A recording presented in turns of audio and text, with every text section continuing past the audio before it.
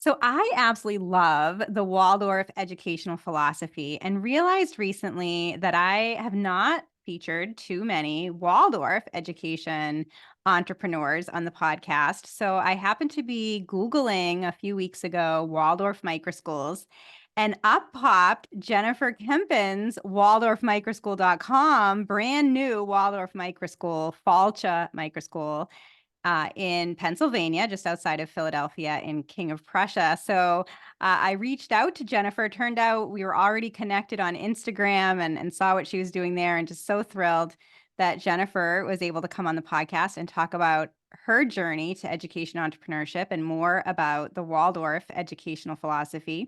Jennifer was a special education and general education teacher for over a decade in the public schools. And then when her own son went off to kindergarten, she realized it wasn't a great fit for him. And she'll tell us a little bit more about that in a bit, but decided that she needed to create her own program. So she just opened Falcha Microschool in January of 2024, kind of at capacity, but plans to continue to grow and open up additional spots over the coming months. So Jennifer Kempen, welcome to the Liberated Podcast. Thank you so much for having me. I'm so excited to be here. I feel like it was just so serendipitous of my Google search and then realizing that we were already connected on Instagram and then being able to reach out to you and invite you on the show. So just so glad that you're here. And I know you've said that you've sort of been thinking about education entrepreneurship for a while. So we'll have to Yeah. hear all about that too. So let's start though with a little bit about your background as a conventional public school teacher. What got you interested in teaching in the first place, and what was that experience like? Yeah, so I was one of those people that I think I always loved being around kids. I always wanted to be around children, and I wasn't sure exactly what I wanted to do.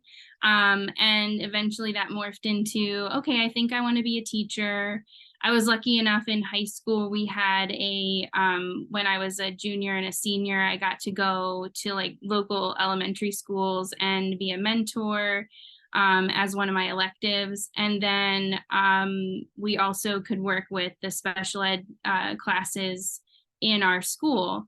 And I was actually very nervous. I would switch with other students so that I didn't have to do the special ed classes because I was like, I don't want to do that. And then I eventually had to do it, and I fell in love with it. I loved working with the children with disabilities, and ended up from there going and getting my degree in special ed. And meanwhile, found out I was living in Washington, D.C. area at the time, and found out about Dr. Stanley Greenspan and the work that he was doing. Was a world-renowned child psychologist. And I found out about the work he was doing with children with developmental delays and specifically autism at the time. This was obviously well over, 15 years ago, when autism was really kind of first hitting it was becoming more well known, right? And he was developing a therapy called floor time. And so I started being trained by him, which is a developmentally appropriate approach and a relationship-based approach to developmental delays. And so I had this kind of, which comes back around when we start talking about Waldorf. It starts kind of from the beginning of my career, then it comes back around to the end. So yeah, I did some work as a floor time specialist, and then also became a special ed teacher and was teaching in public schools. I taught middle school English and reading. I taught special ed for about 4 years or 5, something like that. And then was teaching in the inner city in Philadelphia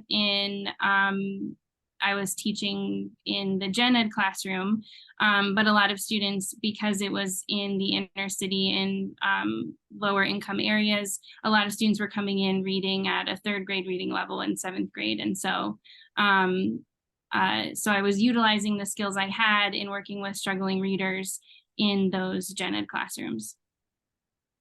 And then when did you start to think about alternative education? Was it while you were in the conventional system or later? So, so a little bit of a mix. So I would say I never really thought about any kind of alternative education. Homeschooling my own children was nothing that ever even would have crossed my mind. Even private school wasn't something like no one in my family ever went to private school. It was just not something we ever would have done. It and I never would have considered it. But at the same time, I always felt like a round peg in a square hole as a teacher. I felt like I was always breaking the rules. I was always doing things that I saw were best for children, which did not always include all of the test prep that we were required to do, or going about, making sure we hit all of the topics that had to be taught in the order that they said we had to teach it.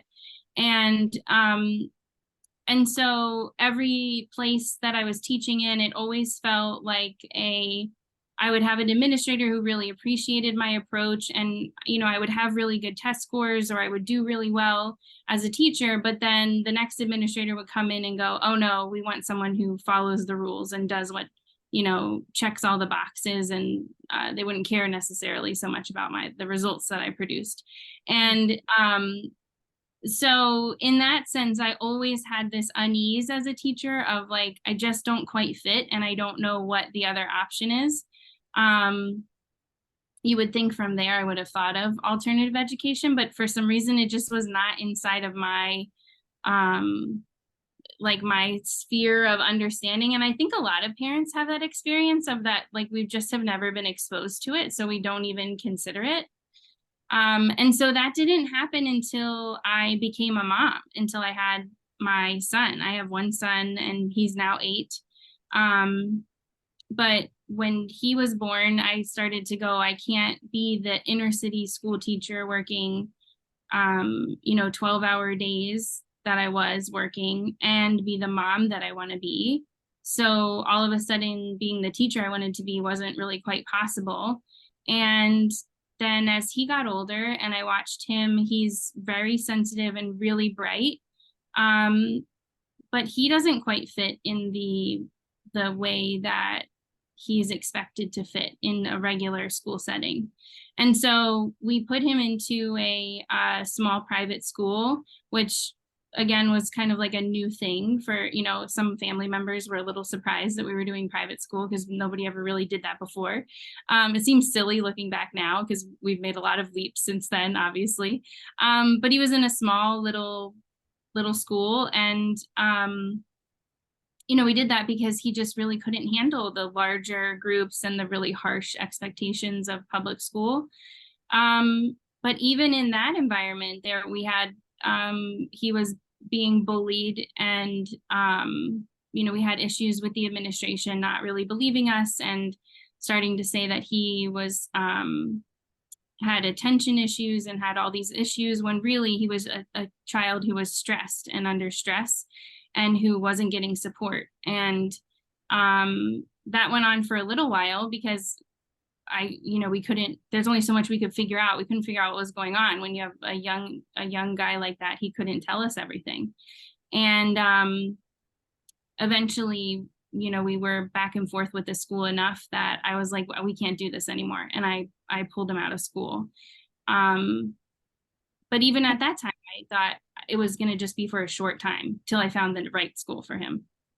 Yeah, so if I can just take one powerful quote from your website, Yeah. you have on the website waldorfmicroschool.com.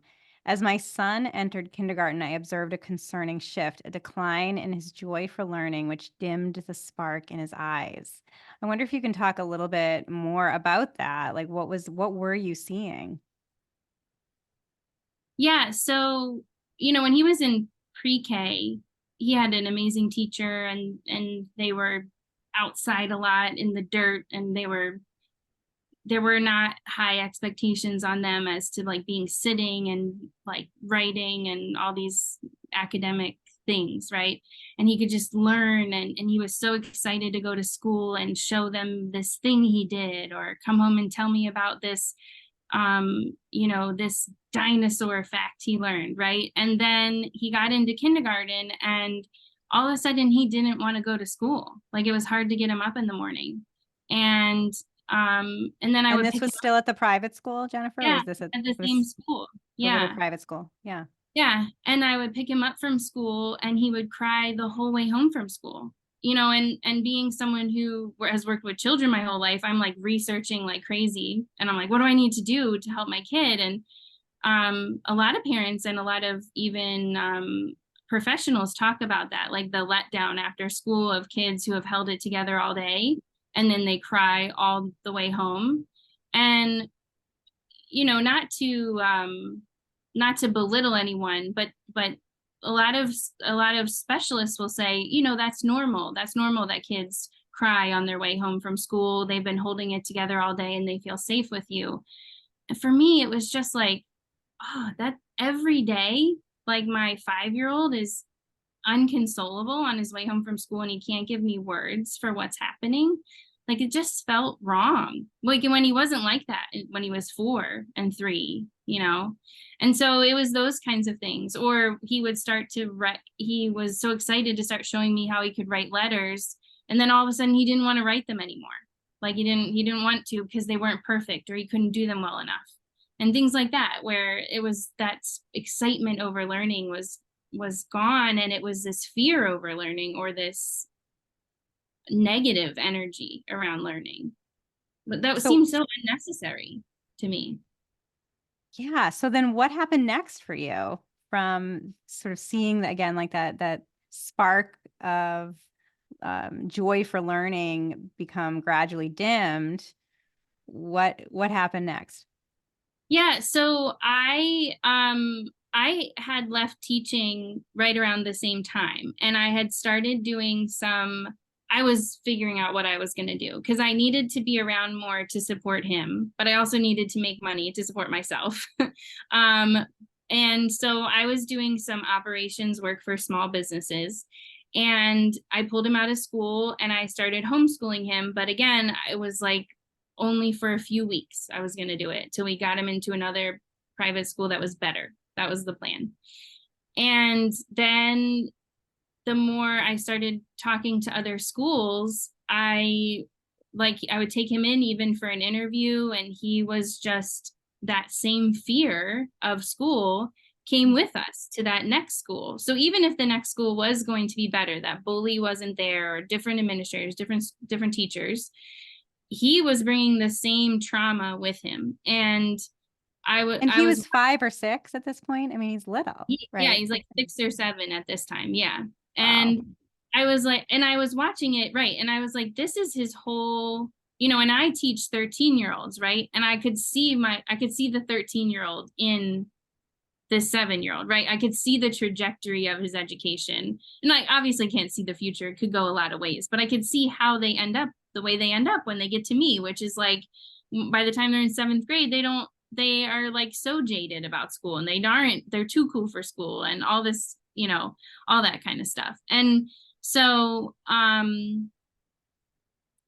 we after taking him in for an interview at a school and hearing that his behavior in the interview, he like shut down, which that's not my son. He's very social, super happy child. I was like, okay, maybe I'm pushing this too hard. Like, maybe I need to keep him home. And that just such a strange idea to me. And I was like, but maybe that's what I need to do. And I started to really think like, okay, maybe I need to be homeschooling him. And I mean, obviously I was homeschooling him during those few weeks, but we were doing more like unschooling and just like therapeutic, like healing, just getting okay again and feeling safe again. And then so we took a little bit of time, and I said, okay, then maybe we'll just do a month. We'll do a month of homeschooling, and then we'll just do 2 months. And then all of a sudden I started to see him little by little like breathe again and smile again and like be excited to show me something again and be excited to see a group of kids again, like, because he was afraid of groups of kids during this whole thing, right? And so I started to see him be himself again. And then I also saw in me that like I was doing all this business work, but I was getting my fix of being a teacher again, which I was worried teaching my own kid that I would be like, that's very different than teaching a group of someone else's kids, right? So I thought that I wouldn't enjoy it, but I actually really did love watching that spark and that love of learning come out in him. Um, and so, yeah, so then I was just taking it week by week, but that really snowballed into a year of teaching at home and watching him flourish um, and just get back to that really amazing child who loves life that I know. Oh, I love that. So then how did Waldorf fit into all of this? When did you discover the Waldorf philosophy or the fact that it's sort of part of this larger alternative education landscape? How did that come about? Yeah, so it kind of weaves itself into this whole thing. So meanwhile, during all of this, like I said, the school that he was at, the private school he was at, was telling me that he had attention issues, probably had learning disabilities, that he couldn't handle being around children, all kinds of things. And being a special ed teacher, I was like, this does not, I mean, now I'm not a diagnostician. I can't diagnose these things, but this does not sound right to me. So I took him down. I took him to see specialists that I trust, that I know. And I took him to see the floor time people that I know from many years ago.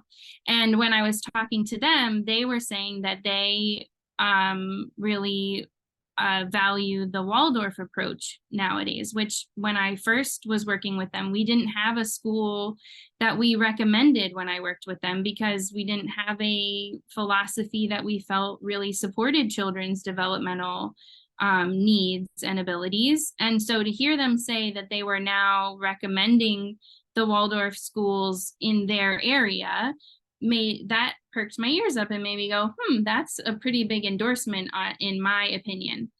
Meanwhile, in our area, there are a few Waldorf schools here that I had been looking into simply because they are another small private option. And that's what I was thinking he needed. And as I was touring them and I was reading their material, I was like, wow, this is what I think he needs. And the funny thing is, I had looked into Waldorf before all of this, when he was little, very little.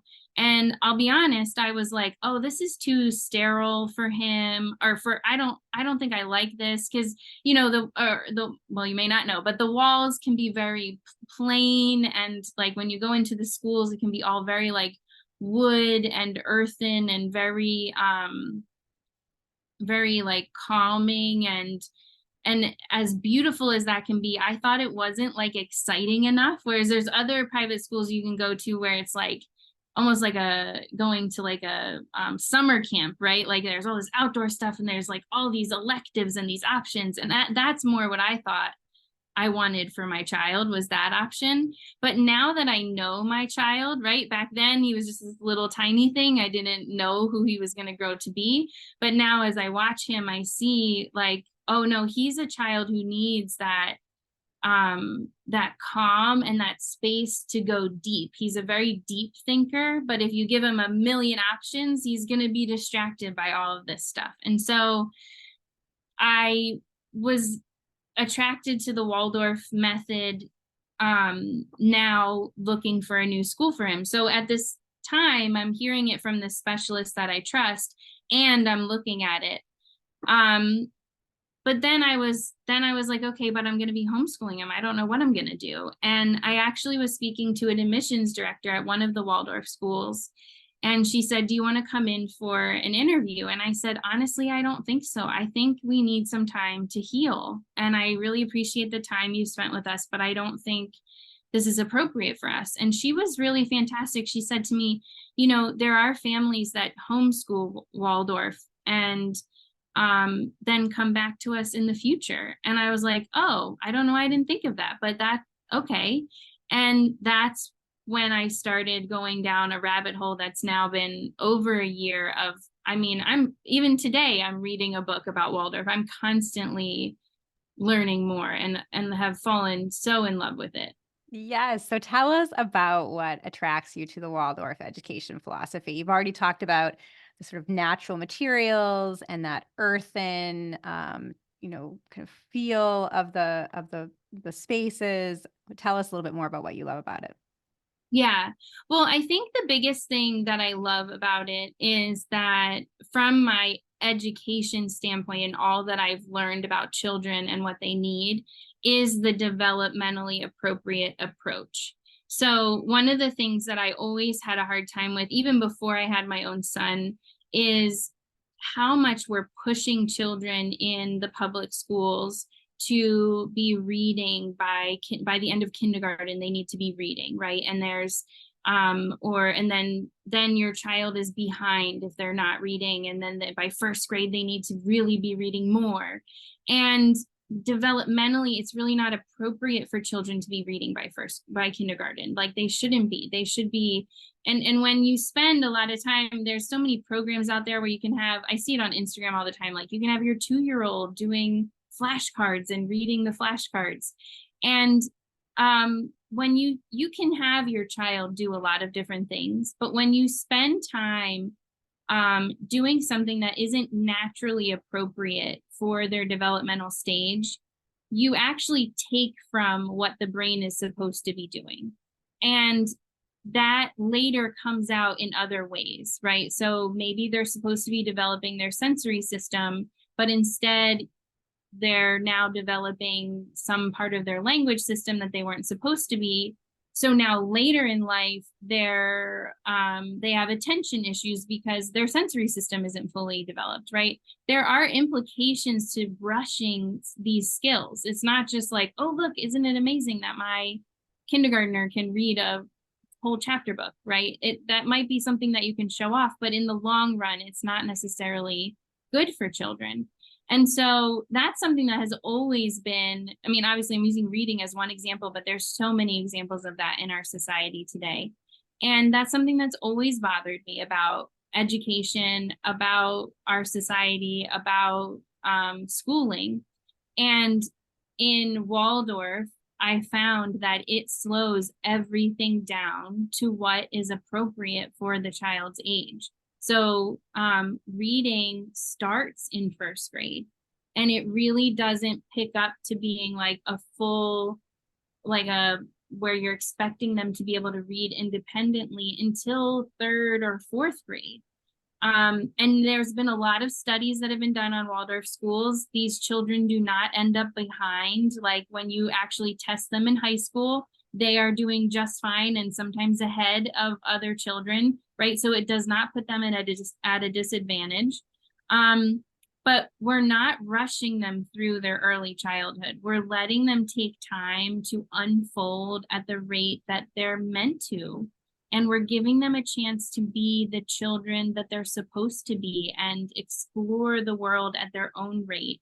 And it has everything just slow down. And that's what I think was missing for my son, for sure, was that pressure. I mean, yes, he had bullying issues, which was one piece of our problem, but the other piece was just that pressure of always feeling like he needed to be doing better or faster, or he wasn't as good as everybody else. And in Waldorf, it slows all of that down.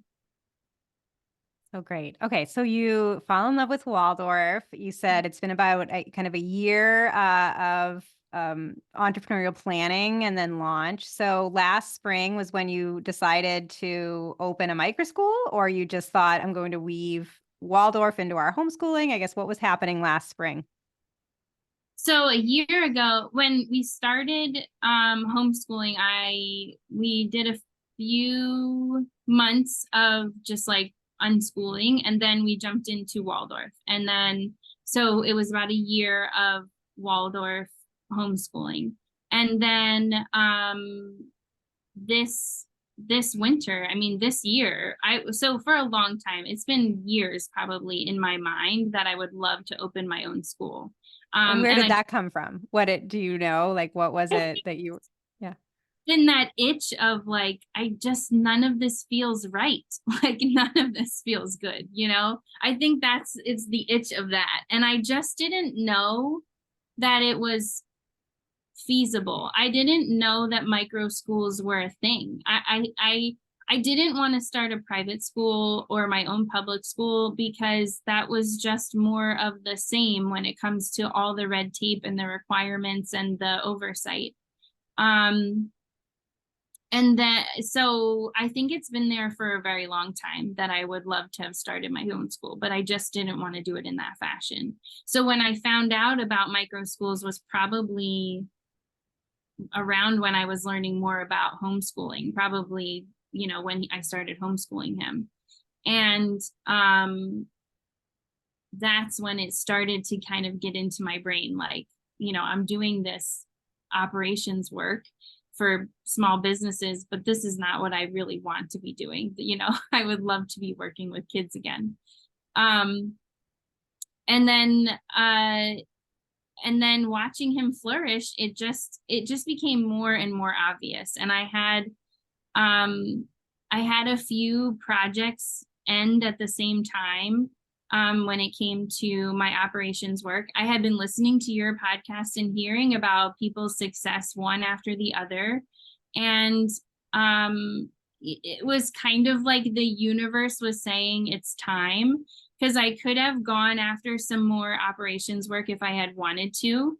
And then at the same time, some of my son's friends were like one of his best friends was having major issues in school. And I started talking to the parents, and they didn't know what they were going to do. And they weren't sure if they were going to pull the child out. They had already moved the child from one school to another school, and that didn't work.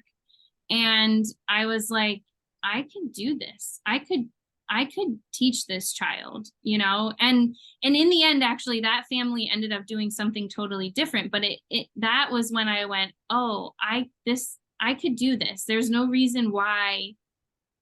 Like, I keep holding back, like this is something impossible. And I really do think listening to your podcast had it be like, oh, people are doing this out there and it works. Like there's a, you know, there's a market for this. There's a way to do this, you know?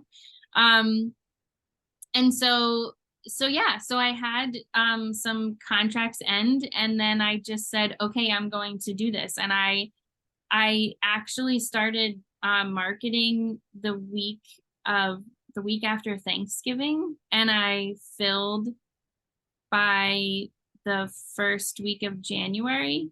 So Ugh. like through the holidays, I mean, and I was full, which I mean, we're not big, we're very small. Um, but with my background, I decided that really what I wanted to do was support children like my son, like children I've worked with through all of my years, who are the ones that just are not thriving in the regular school environment. And if they were given just a little bit more room, could excel and be their like to their fullest potential. But instead they're in schools and they're like just struggling and fighting against it, and their whole family is struggling. And so my goal is to stay small. My goal is not to be another, you know, big academy, but just to stay small. Yeah, so you opened in January with 4 students, including one of your own, and that was all that you wanted. You didn't wanna take more than 4. You are gonna continue to sort of gradually open additional spaces as it seems appropriate in terms of being able to accommodate growth, but like you said, you wanna stay intentionally small. I'm curious about those families that found you in November. How did they find you, and why were they attracted to you? Why were they eager to make a switch at that middle point in the year? Yeah, so so one of the families found me through Facebook. So I think Facebook is a huge, like, I would say for anyone who is doing anything around homeschooling, whether it's micro schools or homeschool, Facebook groups are the way to do it. So one family's found me on Facebook, and what I've found is that, and it was the case for me too, that a family who's going through the trauma, right? So real struggle with school, really anything, right? But a real struggle with school, it doesn't matter what time of the year it is. They're going to do what they need to do. And so that was the case with this family. They had been through a really hard time with their school and had pulled their child out and had been homeschooling for a while and had been unschooling really and really needed something else now, but didn't feel comfortable or confident that they could do the teaching themselves. But also did not feel like their child could excel in a typical school environment. And when they saw my my advertisement, I just posted on one of the Facebook groups like, hey, I'm starting this thing. They were like, this just seemed like a godsend because this is what we're looking for. And that family, I regularly hear things from them like, I can't believe my child was sad that they couldn't come to school on a snow day. Like my child's never been upset about school being closed, things like that.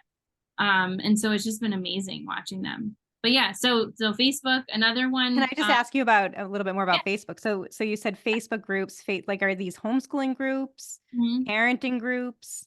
Where would be a good place for a prospective entrepreneur to let people know that that they're offering something like this?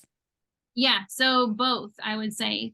So prospective entrepreneurs, but then also I also hear it from just homeschooling parents in general that are like, oh, I feel lonely, like I don't know that there's other parents around me. There's so many more than you think that are homeschooling near you. So yeah, local groups. So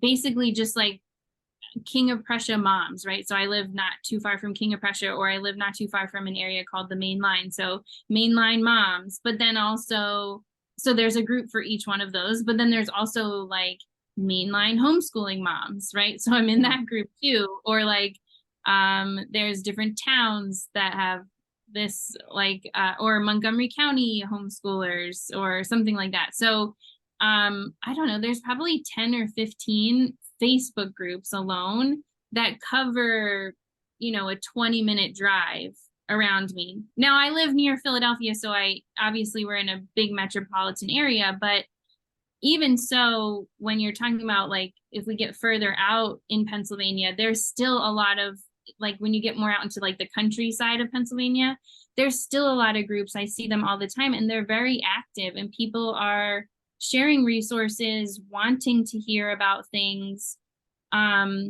The homeschool community is a very like homegrown community. Like they want to support each other or know what's going on with each other. And so I think Facebook, I've heard that from other people, and then I'm now seeing it myself as an entrepreneur. So did the other families also find you then through Facebook, or how else did people come to you?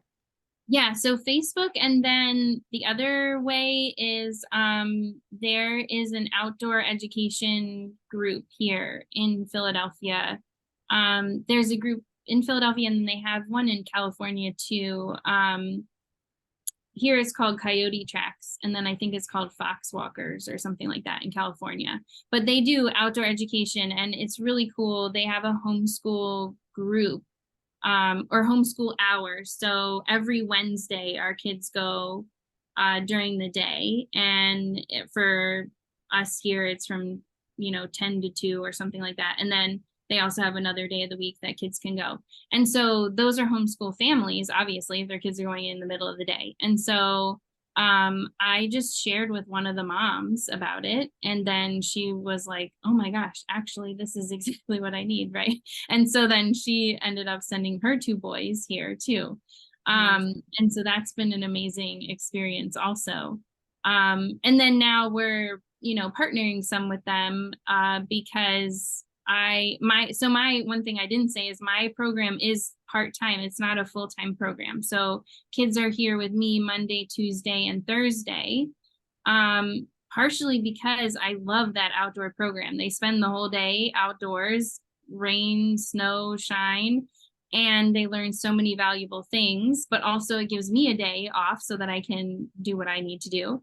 And so I encourage my students to enroll in that program on Wednesdays. So they're with me 3 days and then they're there on Wednesdays. As of right now, that's our current setup. And so they at Coyote Tracks, they kind of keep us in mind also as they have new families coming in, but I haven't had a spot open. So, you know. Wow.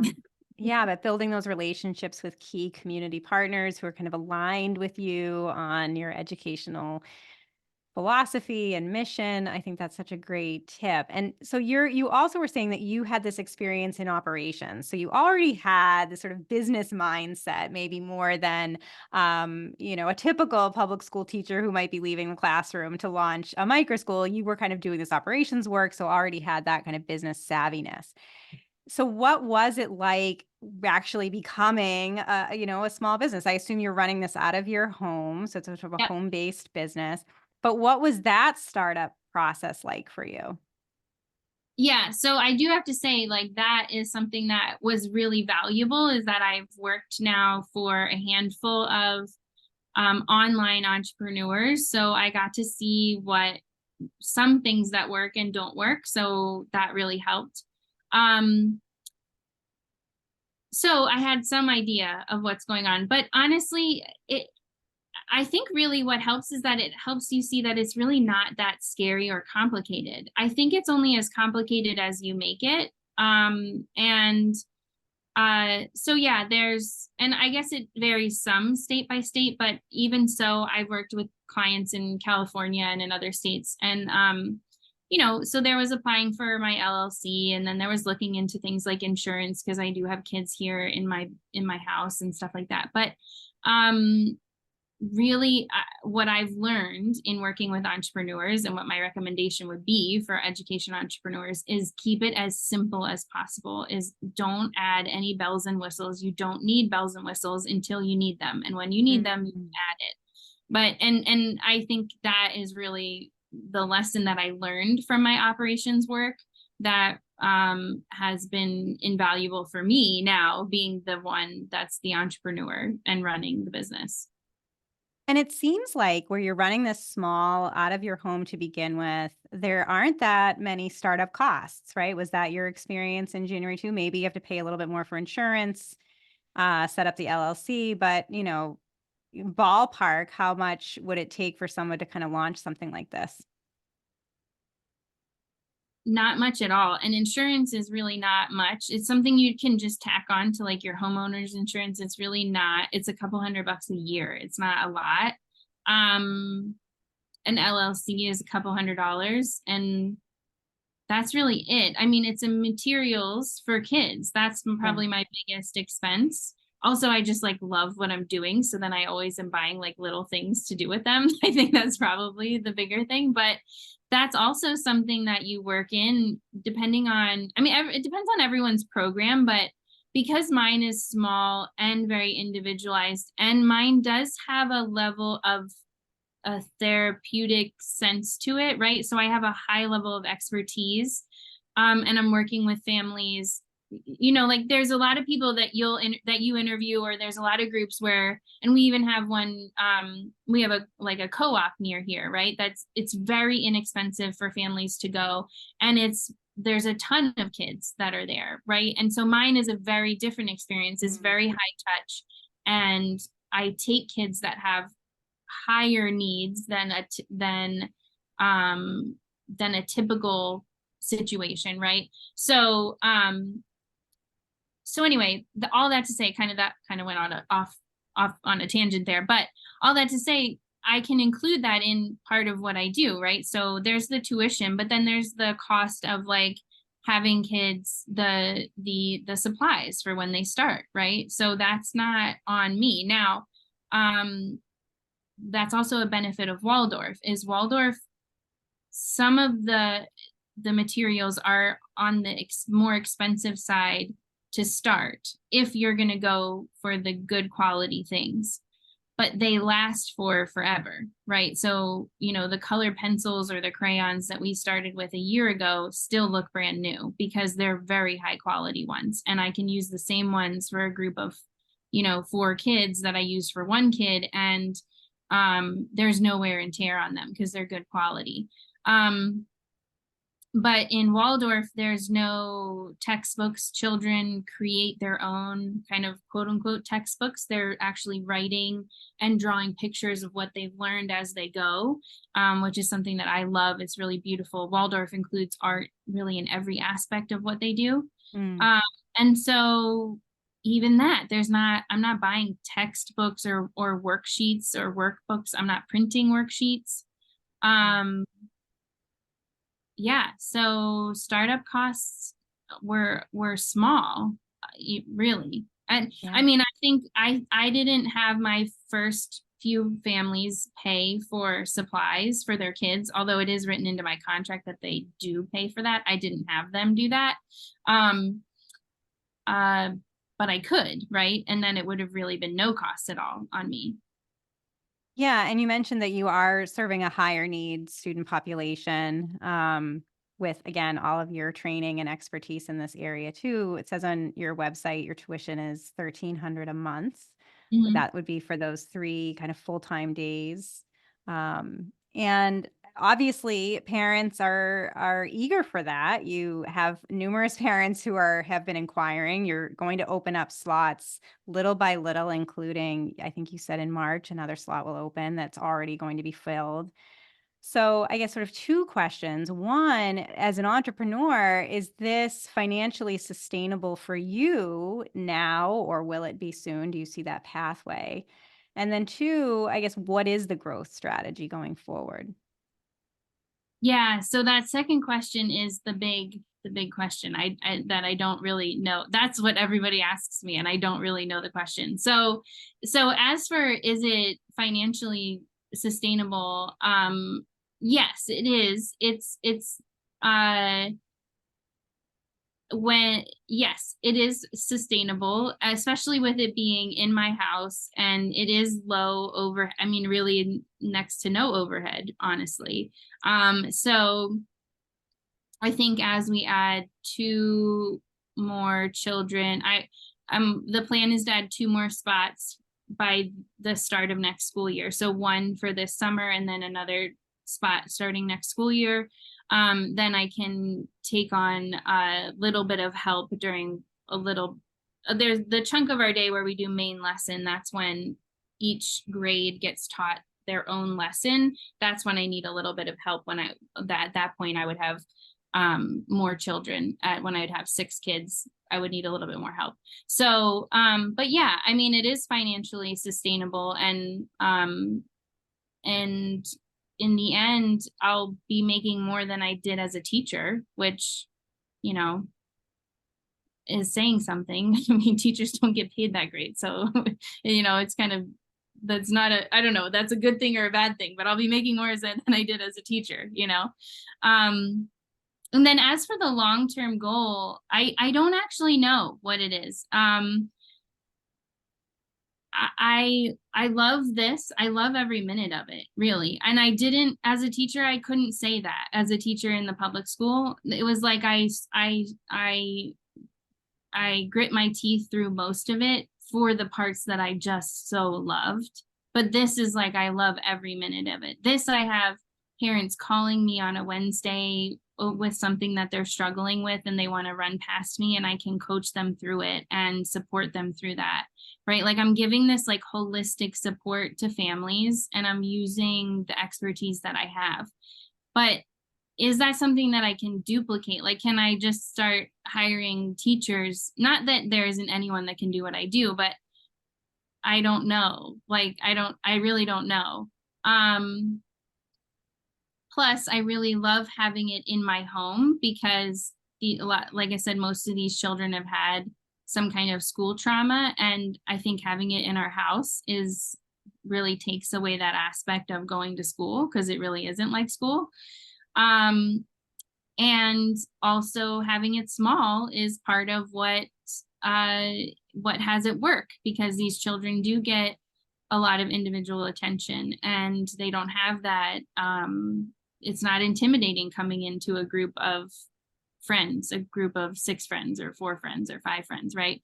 So I really don't know where it's going to go. And honestly, I could never have guessed that this was where life was going to lead me. So I'm kind of taking it with like put one foot in front of the other and see where it goes from here because I don't know. Ugh, I just love it. And I Yeah. love that you're finding both personal and financial fulfillment in this work, right? That you're saying that you're so happy here, you love what you're doing. So it's personally fulfilling. And then financially, you're actually able to make more than you were as a conventional school teacher. So it's a win-win altogether. I wonder what your advice would be for others listening. And you said that you listened to the podcast when you were plotting your startup. So, what advice would you give to others who may have been in your shoes, say, a year ago, to go ahead and get started?